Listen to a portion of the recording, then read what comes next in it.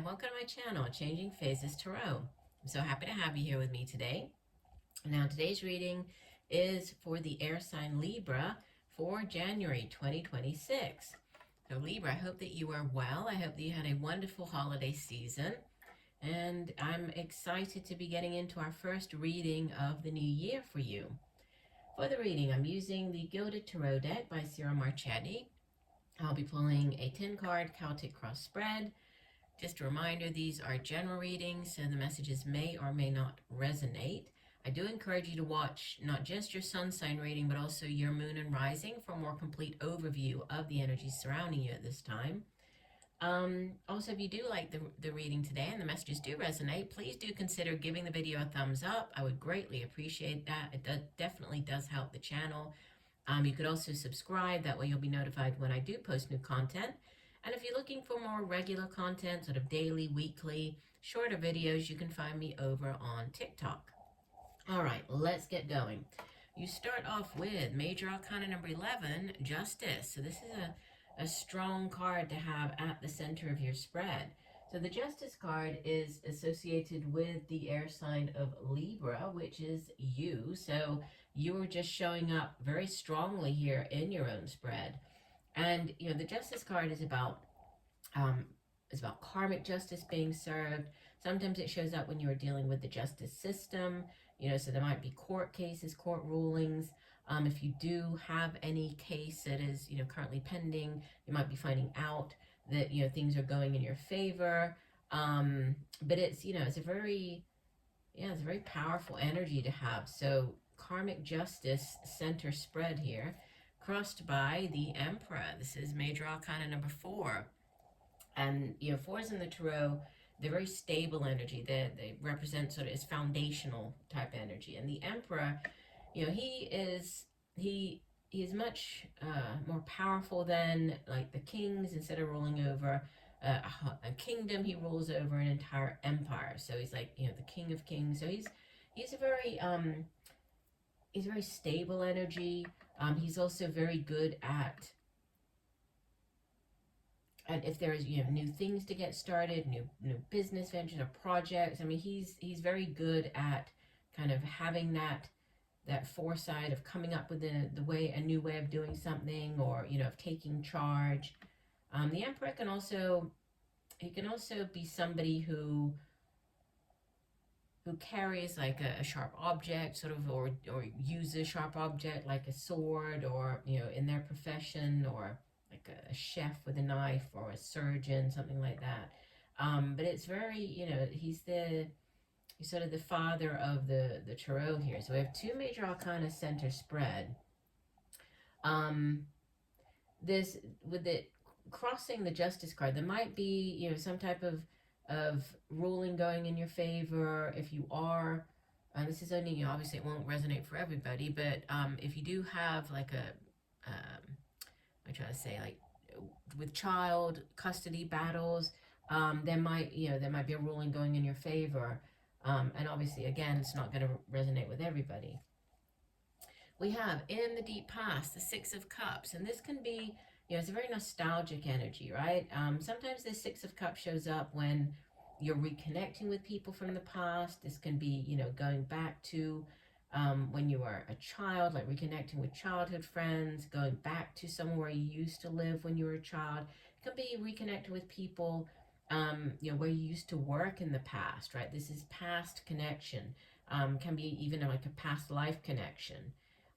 Sometimes the 6 of Cups can be reconnecting, as in getting back with somebody, like from the past, you know, getting back with an old partner or something like that. But, you know, it doesn't necessarily have to be. It's a very nostalgic energy. And, you know, the cautionary message with the 6 of Cups is to, if you do reconnect with people, or, you know, if you are getting back or going back to these places in the past, make sure that you look back on them and really kind of see them for what they were.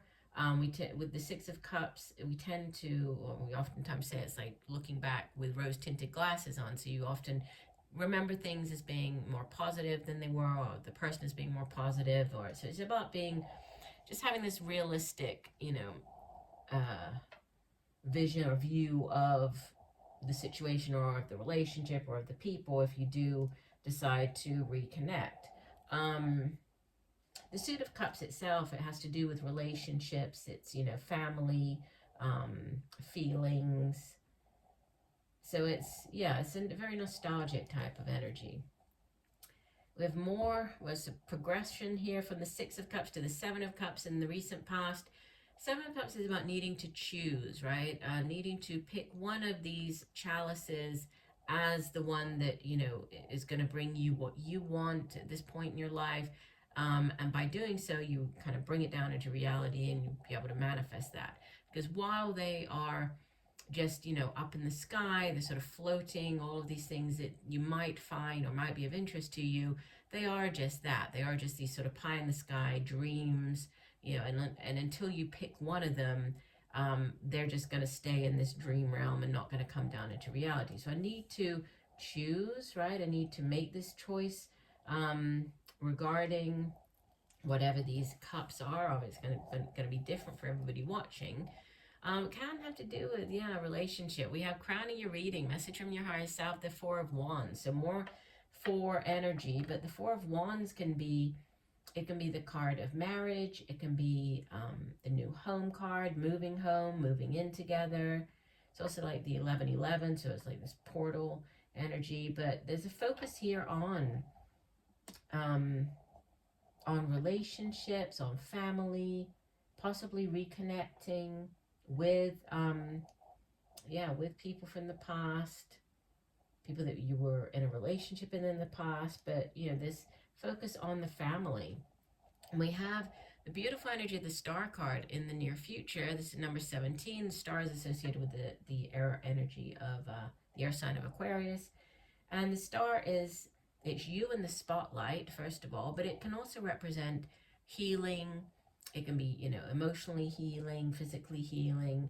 And it's also a card of wish fulfillment, right? It's putting your wishes out into the universe and then having, trusting that the universe will provide.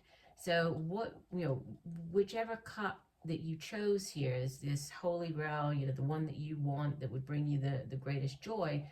That's coming in with the Star card as you move through the month of January. You show up as the Three of Swords, which is a card of disappointment, but as it can, in a relationship reading, the Three of Swords can represent heartache, right? Like as in a third-party situation. But in general terms, the Three of Swords, it has to do with disappointment, but it is only in our mind, as it's swords. Swords has to do with it's the suit of the mind, so it's our thoughts, communication, so how we get our thoughts across to other people. And you're surrounded by the energy in your environment of the Five of Wands, which is a card of conflict, but it's conflict, more of competition than anything, right?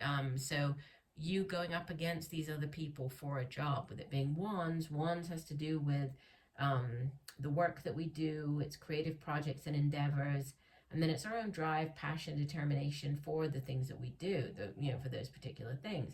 And it often shows up when you are going for, say, a job, and this is you competing against the other people who have applied for that position, who've gone out for that role, right? So it's a card of competition. Your hopes and fears, you're hoping for movement and for victory, right? The Chariot, this is Major Arcana number 7, and the Chariot comes in to really, propel you forward. It is a card of victory, but it's a victory that has been hard fought for, right? It hasn't just happened overnight. You've worked long and hard, but there's a victory at hand. The Chariot is associated with the water sign of Cancer. It's also movement, movement across land. Could also represent buying a car, right? Travel by car. But you're hoping for movement. You're hoping for this. It's also a great card of victory. So you're hoping for this, movement, forward momentum, victory. And we have growth potential with this Three of Pentacles showing up as the outbound energy. And the Three of Pentacles often shows up when you are needing to partner up with others. So this could be you joining into a new company, joining into a new team. It's like you've completed, or you've achieved some type of short-term goal or victory, or you finished a project, but then what do you need to do to get you up to the 10 of Pentacles? You possibly might need to partner with others, work with other people. So there's a collaboration coming in with this Three of Pentacles.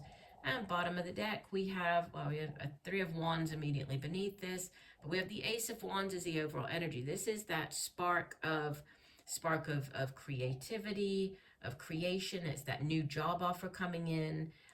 If it's a new relationship, this is like the new beginning, the first phases of it, where it's all very passionate, very exciting. Could be dealing with a fire sign individual, Leo, Sagittarius, Aries, but this is the spark, this new job offer. And it could be a job offer that is at quite a distance, with the Three of Wands being beneath it. This is sort of international, right? It's this growth potential surrounding this Three of Wands. And we do have this 3 as well, so it's 2 3s, so growth potential possibly surrounding the work that you do. But, looking at kind of tying everything together here, you have a number of major arcanas. You have 1, 2, 3, 4 major arcanas, which is, quite a good number. But there's, choices to be made. We have, the possibility of going back or reconnecting here. We have a focus on the home, possibly buying a home, marriage. We have wish fulfillment coming in, then ultimately, the new job offer. And I feel that this is going to really take off. Things are going to really pick up for you towards the end of January. I would say, after even like the 26th of January, I would say that's when you're really going to see things kind of take off for you, within the workplace, or even, if this is to do with like this home, buying a home or moving in, things really take off for you after the 26th of the month. But overall, it looks positive. So I do hope that the messages have helped. I thank you for joining me today. I look forward to reading for you again, and just know that I'm sending you much peace, love, and light for a wonderful month of January. Bye for now.